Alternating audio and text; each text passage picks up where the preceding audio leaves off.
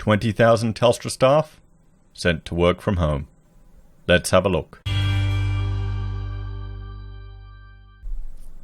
Hello everyone, I'm Florian Heise and welcome to another episode of HeiseSays. I have my stein of coffee and I thought we'd have a look at a few articles about Telstra sending 20,000 of their staff to work from home. Overreaction? Or are they trying to reduce the risk of this pandemic and the spread of this illness? Let me know your thoughts in the comments below, guys. And also, today is the Ides of March, so I hope you've settled your debts. Yeah, today's the day to do it. So let's have a look, guys. Telstra sends 20,000 staff home to work. The telecommunications giant has ordered all of its Australia-based office staff to work from home from Monday as a precaution against the illness outbreak. It means around 2/3 of the telco's workforce, about 20,000 people, will log into work in the biggest virtual office experiment ever attempted in Australia. So, do you think that's going to have some network and capacity issues? It's going to be interesting to see the expandability of their IT infrastructure, if it'll be able to handle it. I have to keep an eye out on IT news on Monday to see what comes out. With global events now unfolding very quickly, we've made the decision to move to full work-from-home arrangements for Australian-based office staff effective next week. Telstra executive Alex Badenoch said in a statement issued on Friday evening. These arrangements will remain in place until the end of March at a minimum. Now, there are a few things to consider here, guys, with all of this. Now, there are going to be more and more people staying from home, more and more people avoiding public events. But I wonder what else will come out of it. Could we potentially see a mini baby boom in 9 to 10 months' time from all of this? I wonder. When there are record winters or people are snowed in, there's often a little baby boom that follows it. We'll have to see. Or maybe people are just going to be too tired or too tuckered out from their toilet paper fights. Or will people discover new opportunities? Thinking, oh, working from home, this is fantastic. Or maybe I'll start my own business. Or maybe I'll learn a new skill. We want to highlight that this is not due to a case of the illness within our team. This unprecedented situation requires decisive action, and it's important we are flexible and ready to adapt to this evolving situation. So they're following on from Apple's decision, which I reported on last night, to close all stores, or maybe they've done it before Apple. But nevertheless, it's another large organization. Apple's closing everything, all their retail presence. Telstra, all their workforce. Is it going to affect their retail, their Australian-based office staff? Okay, so it's their office staff. What about their retail staff? I wonder what will go on there. So, we're going to see more and more of this, and it'll be interesting. I wonder how much of the economy will continue to function. And then we'll see how many people aren't really in these jobs that are adding value to the economy. Or is that too harsh, everyone?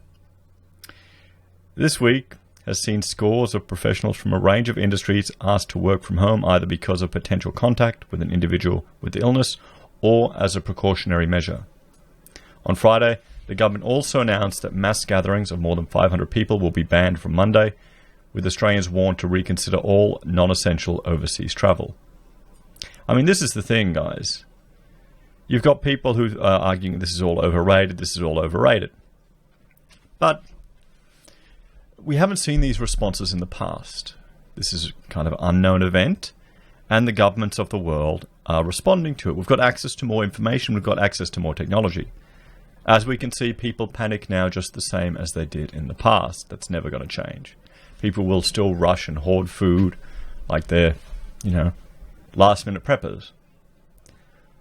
But if this can dent the growth, slow the growth of this illness, so our medical facilities can handle it, so that the biggest risk, I would argue, is that they get swamped and they don't have the capacity to deal with it. That's the thing.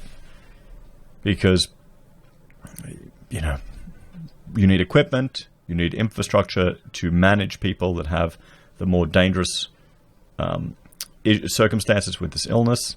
If you have too many people swamping it, then you get the issues of similar to what happened in Italy. If you slow it down, it's going to be more manageable. So, Miss Badenoch also announced that the company has cancelled all events and meetings for more than 25 people, with domestic travel only allowed if absolutely required. It is important to note that there are some essential operations which cannot be fully remoted, including store and field teams, call centers, and some other functions. Okay, you'd think call centers could be completely remoted. You think they could be completely remote? People could do them from home on their phone. Or, I mean, what do you need for a call center? An internet connection and a phone. That's the ultimate in-home business. You just need a quiet room without the kids. Or I think if there are honestly, if you're ringing up one of these organizations now and you hear children in the background, you'll ask the person, oh, are you working from home? Are you okay? People will accept that.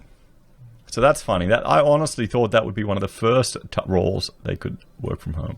But they keep those call center workers on a really tight leash. On a really tight leash. You know, I've heard stories of people who've worked there. They sound like horrible places to work. We will continue to have additional procedures and safeguards in place for teams not able to work from home, she said. So there you go. There's the Financial Review's take on this. And we'll jump here as well, because news.com is, well, sharing the same news. Telstra to keep office staff at home for the rest of the month at a minimum. So Telstra isn't responding in a similar fashion to Apple, where Apple are closing their stores. Telstra isn't. Telstra is keeping their retail presence open. They're not taking the financial hit. They're not sending them home and saying, we'll pay for you. Not like Apple. And, you know, that's the thing. If people go to these tenancies, I guess they're not as much a destination as Apple is. I mean, you have to wait to get service there, to be honest. It's a different market, perhaps. More elderly people probably use Apple products. And I know someone said Boomer Toys. Well, Telstra says all its Australian-based office staff, excluding call centre workers and other essential employees, will work from home from Monday. The telecommunications giant is cancelling non-essential domestic air travel and meetings of more than 25 people. I mean, how can you get anything done in a meeting of 25 people? I'm just thinking, I guess you can. I mean, maybe a project meeting? Maybe. In a statement released on Friday, Alexandra Bednock, Telstra's Group Chief Executive for Transformation and People, so that's HR, isn't it, said the arrangements would remain in place until the end of March at a minimum. With global events now unfolding very quickly, we've made the decision to move to full work-from-home arrangements for Australian-based office staff, executive, effective next week, the statement said. So there you go. Nothing else really adding to it from this story. And so the arrangements will remain in place until the end of March. Telstra say there is no cases of the illness within its team, and events have been cancelled, including the remainder of the Telstra Business Women's Awards. Oh no! The Telstra Business Women's Award. How will we ever survive with that event being cancelled, guys? Oh no. What do you think, guys? Comparing them, having seen, if you watched the episode I did yesterday about Apple, what they're doing compared to what Telstra is doing, which organisation do you think will get more goodwill from the public? Well, does Telstra even have any goodwill from the public anymore? That may be another question. So there you have it, guys. 20,000 workers working from home, and I've heard they may be announcing school closures later today, so I'm keeping an ear out for that. We'll have to see. And thank you to everyone who wished me a happy birthday on my community post with the 50-litre stainless steel pot that I received for my birthday present. We're boiling up about half a beast in it right now, actually, to make tallow. And it looks like little Odelia is banging on the door to wish me a happy birthday.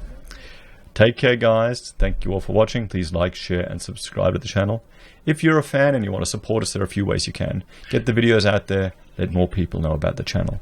You can support us financially via Patreon or by joining the channel here on YouTube. You can use our affiliate links at Amazon or eBay for your consumer purchases, Kucoin or Independent Reserve for your crypto trading. We also have merch available from the HeiseSays website. Pocket Square's right there behind me. I get it wrong every time. And finally, PayPal if you want to contribute that way. Thanks, everyone. Have a great day and enjoy the Ides of March. Take care.